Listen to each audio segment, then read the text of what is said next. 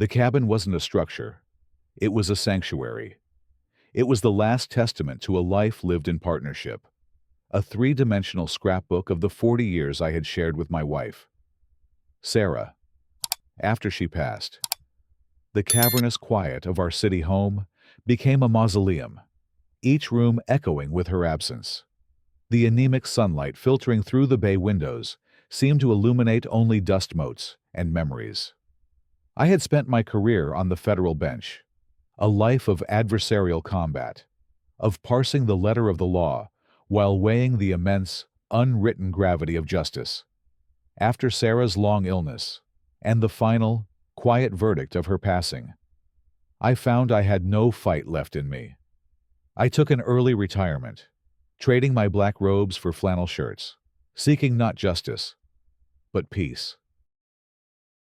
The cabin, nestled in the exclusive, gated community of Sovereign Lakes, was our shared dream. We'd bought the double lot decades ago, when the development was just starting, and built the rustic cedar home ourselves, weekend by weekend. It was the last of the original, non-conforming properties. A humble, honest structure in a sea of beige stucco mansions that all looked like they had been designed by a committee with a deep and abiding love for decorative columns. It was where Sarah had planted her prize-winning rose bushes, their deep crimson blooms a defiant splash of passion against the muted greens and browns of the forest. It was my last, best connection to her. My plan was simple to grieve, to heal, to sit on the porch we'd built together, and try to remember how to simply be.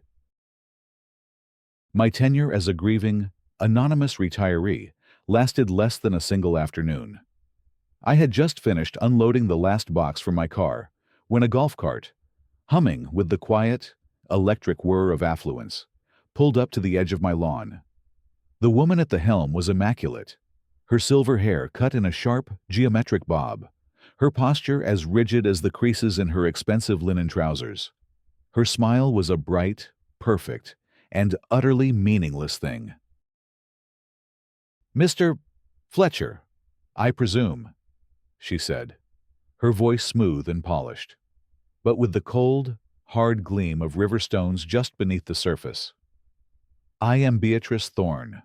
I am the president of the Sovereign Lakes Homeowners Association." "It's a pleasure to meet you," I said, offering a hand. "Please, call me Arthur." She gave my hand a brief, cool shake, her eyes already engaged in a meticulous, critical survey of my property. "We were so very sorry to hear of Sarah's passing," she said, the perfunctory condolence delivered with all the warmth of a corporate press release. She was a vibrant presence. Her gaze lingered on the riotous color of Sarah's rose bushes, and her lips thinned almost imperceptibly.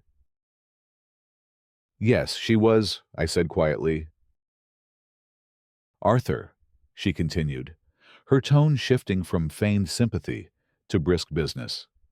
"As you can imagine, we at Sovereign Lakes pride ourselves on maintaining a certain standard. This property, being one of the originals, has long been a subject of discussion at our board meetings. Now that you are the sole owner, we are hoping you will be amenable to bringing it more in line with the community's established aesthetic." "I'm not sure I follow," I said. "This is a double lot," she said, as if explaining a simple concept to a child. "Frankly, it's underutilized. A rustic cabin of this vintage doesn't exactly complement the multi-million-dollar homes of your neighbors. The board has a long-term plan for a community expansion, a beautiful new tennis facility, and your property is the ideal location." She smiled that bright, empty smile again. "We would, of course, be prepared to make you a very generous offer to acquire it on behalf of the HOA." I stared at her, dumbfounded. I had been here for less than 3 hours. I hadn't even unpacked my wife's photograph, and this woman was already trying to bulldoze my home, my memories, for a tennis court. "The cabin is not for sale, Beatrice," I said, my voice firmer than I intended. It's my home. The smile on her face did not falter, but her eyes, which I now saw were the cold, flat eyes of a shark, hardened. Of course, she said. But you will find, Arthur, that life here can be quite uncomfortable for properties that do not conform. We have very strict bylaws. I suggest you familiarize yourself with them. She put the golf cart into reverse, the electric motor humming. We will be in touch. As she glided away, a profound sense of weariness settled over me. I had left a world of conflict, only to find it waiting for me here, in a smaller, pettier, but no less predatory form. The battle for my peace, I realized with a heavy heart, had just begun. My first formal communication from Beatrice Thorne, HOA president, arrived a week after our initial meeting. It was a thick, cream-colored envelope, delivered by a courier, a deliberately ostentatious gesture designed to convey the seriousness of its contents. Inside was not a welcoming note, but a multi-page, meticulously documented list of bylaw violations. The first violation cited was for the color of my window shutters. The deep forest green, a color Sarah and I had chosen together 20 years ago, was apparently a violation of Bylaw 217, which dictated a palette of 6 approved neutral shades. My shutters were a source of visual disruption. The second violation concerned the small, tasteful bird feeder I had hung from the branch of an old oak tree. It was a lovely, handcrafted piece that Sarah had adored. According to Beatrice's letter, it was an unapproved avian attracting device and violated a rule against any yard ornament not purchased from the HOA's list of approved vendors. The final violation was my personal favorite. My lawn, which I had mowed myself the day before, was deemed to be in violation of the turf height mandate. The bylaw required a uniform height of precisely 3 inches, a random, certified measurement. The letter claimed had found blades of grass in the northeast quadrant of my lawn to be as tall as 3¼ inches. Each violation came with a demand for immediate rectification and a corresponding fine of $100. The letter concluded with the thinly veiled threat that failure to comply will result in escalating penalties and further administrative action. I sat on the porch, the letter in my hand, and felt a familiar, unwelcome sensation, the cold, analytical mindset of the courtroom. This was not a neighborly dispute.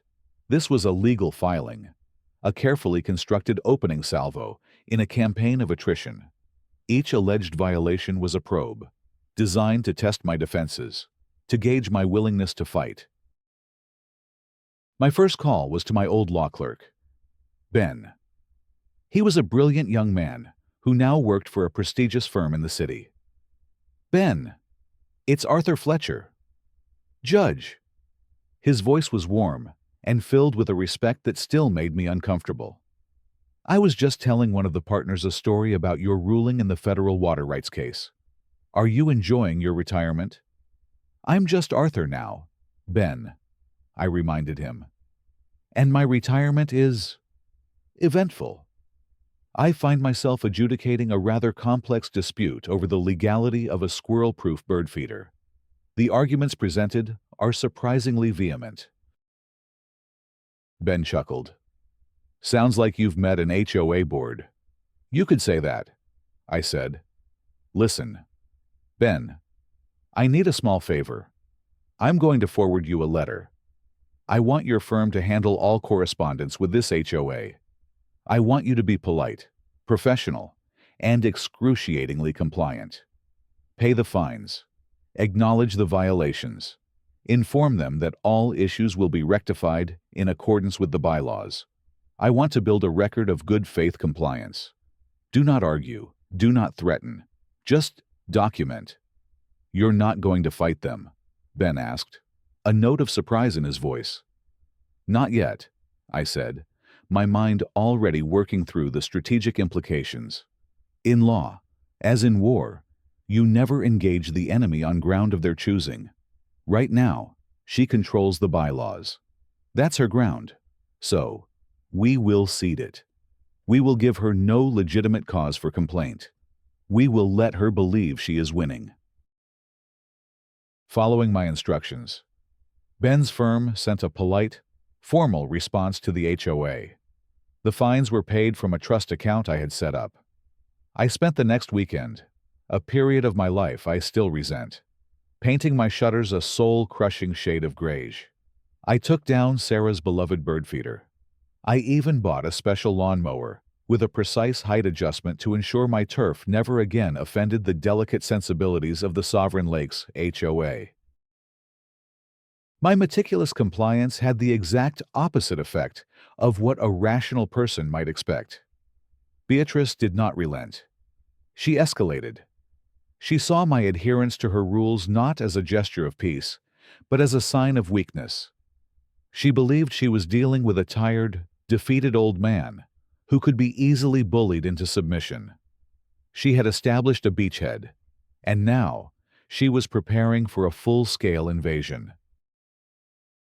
The second phase of Beatrice's campaign was a masterstroke of cruelty, a move so personal and so vicious that it elevated our conflict from a petty squabble to something much darker. The target of this attack was my late wife's rose garden. The garden was Sarah's pride and joy. For years, she had cultivated a collection of rare, deep red roses, and her Sovereign Lakes crimson had won awards at regional flower shows. The bushes were a living testament to her patience, her passion, and her love of beauty. After her passing, tending to those roses had become a ritual for me, a way to feel close to her, to continue a conversation that had been cut short. The scent of the blooms on a summer evening was the closest thing I had to her presence. In early autumn, a new letter arrived from the HOA. This one cited Bylaw 304, the Flora and Fauna Conformity Act. It stated that Sarah's magnificent, sprawling rose bushes were overgrown and encroaching upon the designated aesthetic buffer zone. The letter claimed that their non-uniform growth pattern and excessive thorns constituted a potential hazard. It was absurd. The bushes were perfectly maintained and were a celebrated feature of the community for years. The letter was not about enforcement. It was about psychological warfare. It was a clear message: nothing you hold dear is safe from my reach. Following the established protocol, I had Ben's firm send a polite reply, stating that I would have the bushes professionally pruned to ensure they did not encroach on any common areas. I hired a gardener, a man who had helped Sarah with the roses for years, and we spent a somber afternoon carefully trimming them back, an act that felt like a betrayal of her memory. A few days later, I went out in the morning with my coffee, and a strange, chemical smell hung in the air. I walked over to the rose garden, and my heart seized in my chest. The leaves on all 10 bushes were yellowed and wilting. The deep crimson blooms had turned a sickly, bruised brown, their petals limp and dying. The ground around their roots was dark and damp, and the acrid smell of bleach or a powerful herbicide was unmistakable. Someone had come in the night and deliberately poisoned them. They had murdered my wife's garden. I stood there for a long time, a cold, hollow space opening up inside me.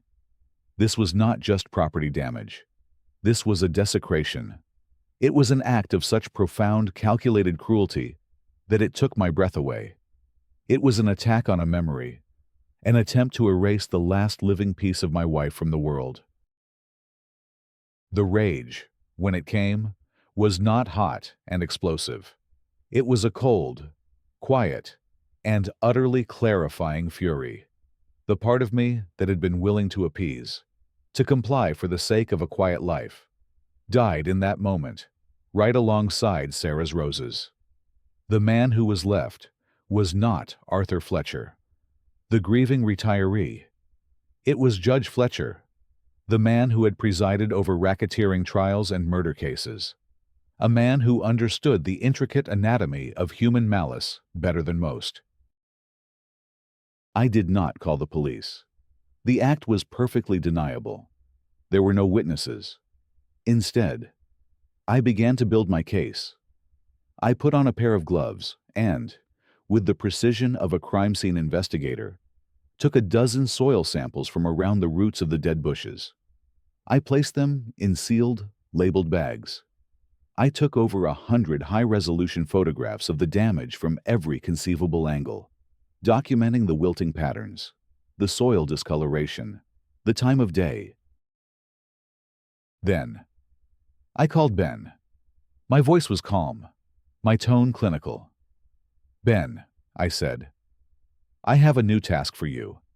I want you to do a deep-dive public records search for me. A woman named Beatrice Thorne. I'm interested in any and all past civil suits, particularly those involving property disputes, harassment claims, or allegations of intentional infliction of emotional distress. I also want a full workup on her husband's law firm, their client list, their areas of specialty, their litigation history. I am no longer in a defensive posture. We are now in the discovery phase of a new case, Fletcher v. Thorne." Ben was silent for a moment. He knew my voice, knew the subtle shifts in my tone. He heard the steel that had replaced the weariness. "Understood, Judge," he said, the honorific slipping out in a moment of professional recognition. "I'll have a complete file for you by the end of the week." I hung up the phone and looked at the ruin of my wife's garden. Beatrice Thorne had made a critical, catastrophic error. She thought she was attacking a sad, lonely old man. She had no idea she had just declared war on a federal judge with a lifetime of experience in the art of methodical, evidence-based destruction. While I waited for Ben's research, Beatrice escalated her campaign to the next front, my reputation. Having attacked my property and my most cherished memories, she now sought to attack my very character, to isolate me within the community and paint me as an object of pity and suspicion. Her chosen venue was the Sovereign Lakes online community portal. Her first post was a masterwork of concerned trolling. "Dearest neighbors," she wrote in her monthly President's Message, "it is with a heavy heart that I must address the sad decline of the beautiful, historic Fletcher property. As many of you know, Arthur Fletcher recently lost his beloved wife, Sarah, and is clearly struggling with his grief. While our hearts go out to him, the property has unfortunately fallen into a state of neglect. The once beautiful gardens are now dying, and the overall appearance of the cottage is becoming a concern for property values. The board is exploring supportive options to help Mr. Fletcher manage his property during this difficult time." The post was a vile and brilliant piece of social engineering. She took her own act of vandalism, the poisoning of my wife's roses, and twisted it into evidence of my senility and neglect. She wasn't a villain. She was a concerned community leader, trying to help a grieving old man who couldn't cope. She was painting me as incompetent, as a victim of my own sadness. A narrative that would make any future, more aggressive actions she took against me seem like a regrettable but necessary intervention. The rumors she planted on the portal began to spread like a virus through the manicured lawns of Sovereign Lakes. At the weekly community coffee hour at the clubhouse, I became the subject of hushed, pitying conversations.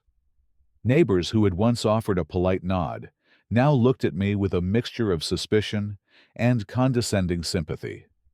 I was no longer a neighbor.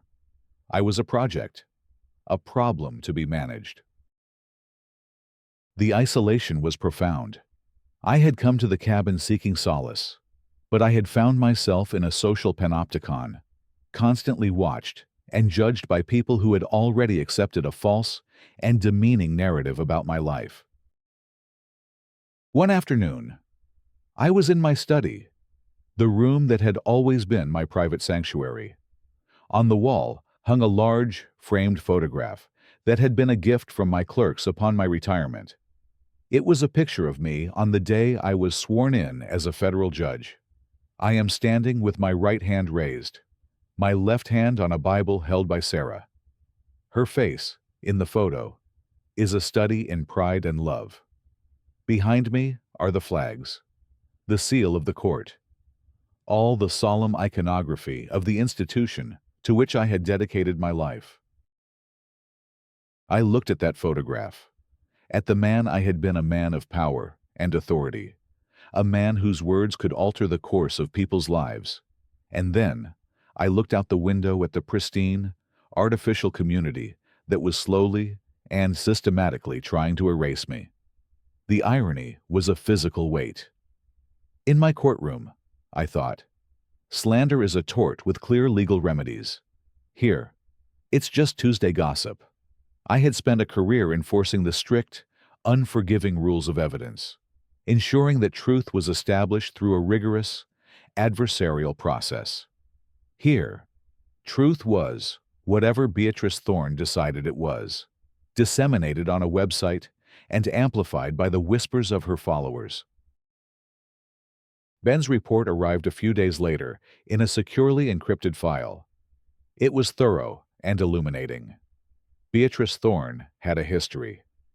2 previous communities, 2 previous HOA presidencies, and 2 previous lawsuits filed against her for harassment and abuse of power. She had a pattern of targeting new or vulnerable residents, making their lives miserable with a barrage of fines and violations, until they either sold their homes at a discount or simply fled. Her husband's law firm specialized in aggressive real estate litigation, often representing developers who would then conveniently purchase the properties from the beleaguered homeowners. It was a classic, predatory scheme, refined over years. But this time, she had chosen the wrong target. She thought she was preying on a weak and grieving old man. She had no idea she was preying on a man who had not only the resources to fight back, but a deep and abiding fury at the perversion of the legal and social contracts she was so gleefully violating. I saved Ben's report to my growing case file. The evidence was mounting. Beatrice's campaign of slander was not just an end in itself. It was the foundation for her next and most vicious escalation. Having established the public narrative that I was a confused, grieving widower, incapable of managing my own affairs, she now moved to weaponize the authorities in a particularly insidious way. She called Adult Protective Services. I was in the kitchen, making a cup of tea, when the knock came at the door. It was a young woman with a kind but weary face, holding an official-looking badge. She introduced herself as a caseworker from the county's APS division. "Mr. Fletcher," she began, her tone gentle but firm. "We've received a report from a concerned party, a neighbor. They've expressed concerns about your well-being, sir, that you seem confused, that you're not eating properly, and that you're neglecting your home and yourself." I felt a wave of nausea, so intense I had to grip the back of a chair to steady myself. This was a level of cruelty I had not anticipated. To use an agency designed to protect the vulnerable as a weapon of harassment was a new and profound low. She was trying to have me officially declared incompetent. I took a deep breath, my years of judicial temperament taking over. I would not show anger. I would not show weakness. I would be calm, lucid, and precise. "Please, come in," I said, my voice steady. I invited her to sit at the kitchen table and offered her a cup of tea, which she politely declined. For the next hour, she asked me a series of questions, a standard assessment designed to gauge my cognitive state, my memory, my ability to manage my daily life. I answered each one calmly and in detail. I explained my daily routine. I described the meals I had cooked for myself over the past week. I showed her my well-stocked pantry and refrigerator. My mind, far from being confused, was working with a cold, legalistic precision. As she interviewed me, I subtly began to interview her. "This concerned neighbor," I asked, my tone one of mild curiosity. "Did they provide specific examples of my alleged confusion?" The caseworker hesitated. "The report mentioned you seemed lost and disoriented when walking around your own property. And did this neighbor provide any medical evidence to support their concerns about my health?" I pressed gently. "No, sir," she admitted. "It was based on their own observations." "I see," I said. "So, a layperson with no medical training has made a diagnosis of cognitive decline based on a casual observation, and that is sufficient to trigger a formal investigation by a state agency." I was not being aggressive, but I was leading her, step by step, down a path of logic, forcing her to confront the flimsy basis of the complaint. The caseworker, who I could see was intelligent and well-intentioned, began to look increasingly uncomfortable. I then led her on a brief tour of the cabin. It was neat, clean, and well-organized. I showed her my study, with its floor-to-ceiling bookshelves and the tidy stacks of legal journals I was still reading. I showed her the APS a photo of me on the wall being sworn in. "I retired from the federal judiciary a few months ago," I said quietly. "My work required a certain level of mental acuity." By the end of the visit, the young woman's entire demeanor had changed. She was no longer assessing a potentially vulnerable senior. She was deeply embarrassed to be taking up the time of a respected and clearly competent man. "Mr. Fletcher," she said as she was leaving, her face flushed with apology. "I am so sorry to have intruded. It is clear to me that this report was filed in bad faith. I will be including a note in my official report that the complaint appears to be malicious and unfounded, and I will recommend that any future calls from this source be treated with extreme skepticism." After she left, I stood in the quiet of my home, a deep, trembling rage shaking my entire body. Beatrice had not just attacked my property or my reputation. She had attacked my mind, my personhood, my very right to be seen as a competent adult. She had tried to use the state to strip me of my autonomy. Her supportive options were now clear. She was trying to build a record that would allow her to petition a court for a conservatorship, to have me declared incompetent so she could seize control of my property. It was a vile, despicable tactic, and it was the last move she would be allowed to make before I brought the full weight of my own world down upon her. The final confrontation before the fire was a raw, unfiltered display of Beatrice's rage and desperation. All of her carefully orchestrated plans had failed. The fines had been paid. The vandalism had been documented. The slander had been ignored. The authorities she had tried to weaponize had all sided with me. She was a general whose army had deserted her, a queen whose edicts were being ignored. Her frustration had curdled into a volatile, explosive fury. She confronted me as I was leaving for my weekly trip to the grocery store. She had clearly been waiting for me. Her golf cart parked at the end of my driveway, blocking my exit. She stood in front of my car, her arms crossed, her face a mask of cold, controlled fury. I got out of the car, my hand discreetly activating the voice recorder on my phone. "This has gone on long enough. Arthur," she said, her voice low and menacing. There was no pretense of neighborly concern left. This was the raw, undiluted venom of a thwarted narcissist. "I agree, Beatrice," I said calmly. "Perhaps you should stop harassing me." A humorless laugh escaped her lips. "You think this is harassment? This is a rescue mission. I am trying to rescue this community from you. From this decaying monument to your own grief." She gestured at the cabin, her face twisting in disgust. "You are a sad old man who is in over his head," she continued, her voice rising. "You are living in the past. You can't take care of this place. You can't even take care of yourself. The calls to APS were just the beginning. A warning shot."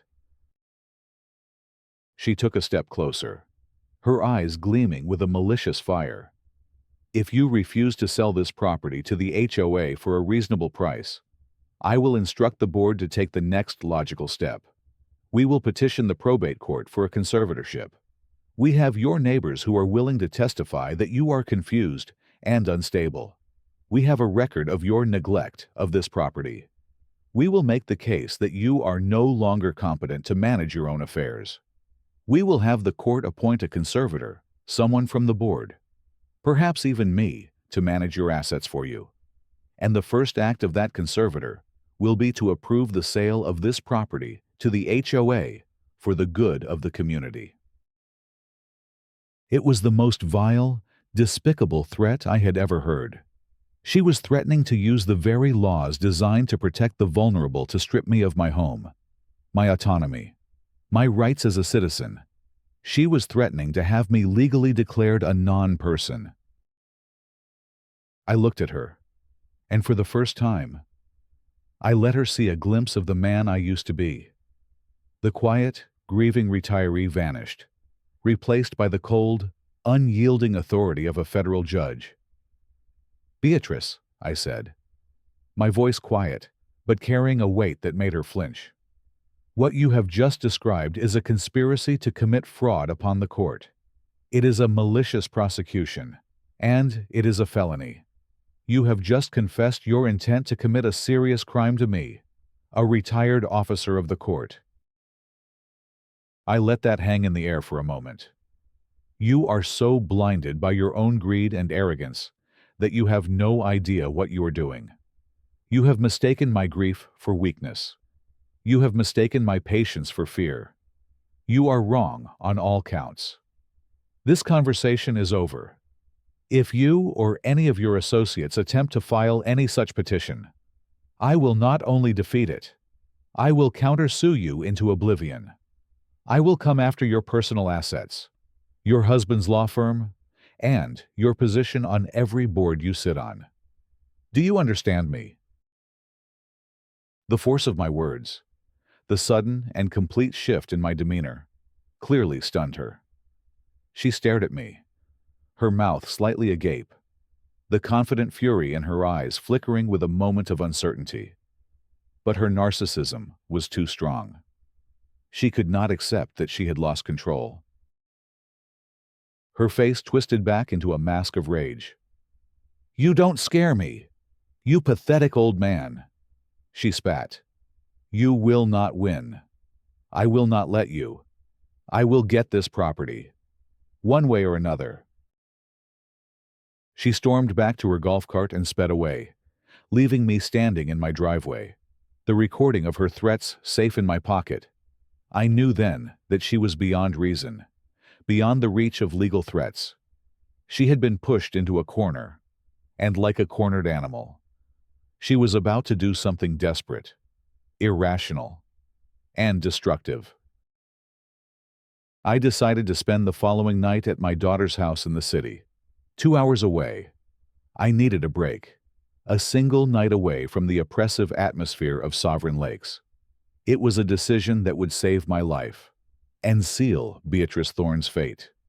I left the cabin in the late afternoon. I had no idea I would never see it standing again. The call came at 3 in the morning, a shrill, jarring sound that ripped me from a deep sleep. It was the local sheriff. "Mr. Fletcher, I'm sorry to wake you, sir. There's been a fire at your cabin. It's a total loss." The drive up to the lake was a blur of flashing lights and a suffocating sense of dread. I arrived to find my quiet, wooded lot transformed into a chaotic, hellish scene. Fire trucks, police cars, and emergency vehicles crowded the narrow lane. The air was thick with the smell of smoke and wet, charred wood.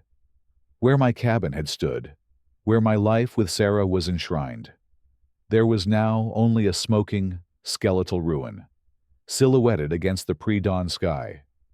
Everything was gone. 40 years of memories, my wife's letters, our photographs, the chair she loved to read, and all of it reduced to ash.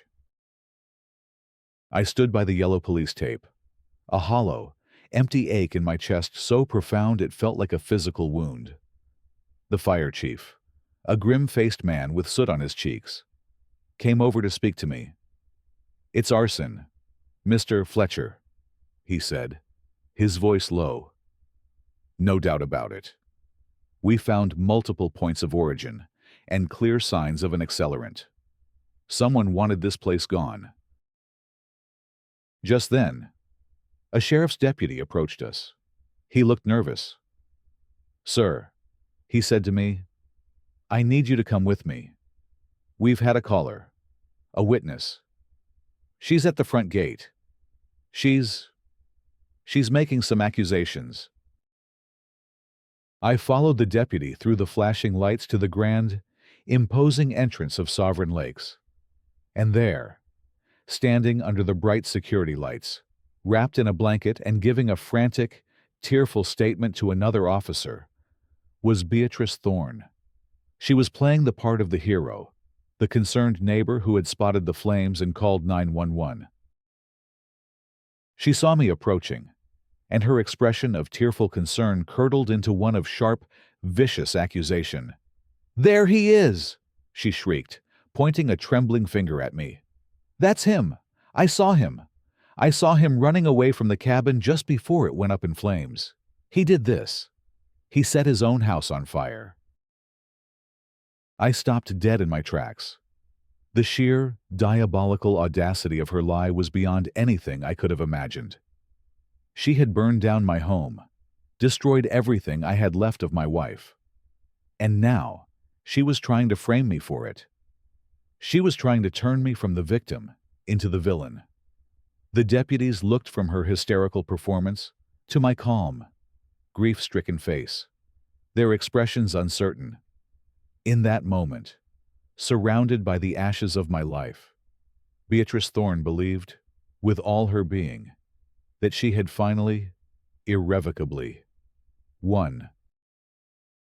The weeks following the fire were a blur of insurance adjusters, fire investigators, and the slow, agonizing process of sifting through the rubble for anything salvageable. There was almost nothing left. Beatrice's accusation had, for a time, cast a pall of suspicion over me. I was questioned for hours, but my alibi was ironclad. I had been 2 hours away at my daughter's house, a fact confirmed by cell phone records and security camera footage from her building. The investigators also found something else. My high-end, covert security system, though mostly destroyed, had a hardened, fire-resistant backup power supply and a small, shielded transmitter. For 12 crucial minutes before the fire overwhelmed it, the system had continued to record. It had captured the grainy, but unmistakable, image of a lone figure splashing gasoline on my porch. It had recorded the sound of a woman's voice, muttering in rage, and it had uploaded those 12 minutes of data to a secure, off-site server just before it went dark. The figure in the video was Beatrice Thorne. The day she was arrested was a quiet, gray, unremarkable day. There was no drama, just the cold, efficient machinery of the law she had so disdained. The climax of our long, painful battle did not happen at the lake. It happened 3 weeks later, in the sterile, imposing environment of the county courthouse, a place I knew better than my own home. It was the day of Beatrice Thorne's arraignment. I walked through the courthouse doors, not as a resident of Sovereign Lakes, but as a victim, I was dressed not in the flannel shirts and jeans she was used to seeing, but in a perfectly tailored, dark gray suit that had once been my uniform. I wore the quiet, unassailable gravitas of my former life like a cloak. I entered the courtroom, and the effect was instantaneous and seismic. The proceedings, which had been moving along with a routine, sluggish pace, came to a dead halt. The young, overworked prosecutor at his table looked up, and his eyes widened in stunned recognition. The two expensive-looking defense attorneys flanking Beatrice froze mid-sentence. The bailiffs, who had been slouching against the walls, instinctively straightened their postures. And on the bench, the presiding judge, a man in his late 60s, named Judge Carmichael, whom I had known for 30 years, stopped speaking. He slowly took off his reading glasses, his mouth slightly agape. "Judge Fletcher," he said, his voice a mixture of shock and profound deference.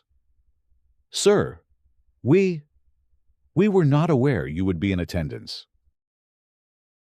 The title, spoken aloud in this formal setting, echoed through the silent courtroom. "Your Honor, Judge Fletcher." The whispers spread through the gallery like a wildfire. Beatrice Thorne, who had been sitting at the defendant's table with an air of defiant confidence, slowly turned her head. She looked at me, standing in the aisle.